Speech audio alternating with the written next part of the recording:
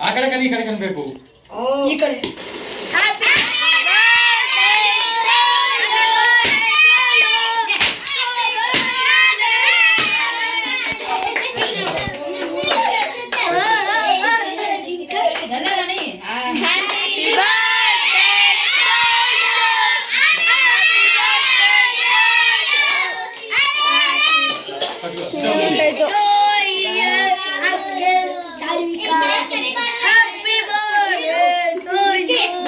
May the God bless you.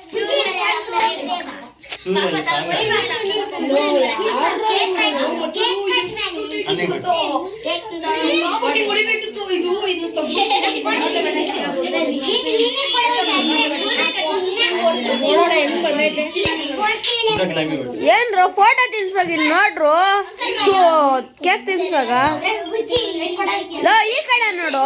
ಏನು ನಿನ್ ತಂಗಿನ್ ನೋಡಿದ್ರೆ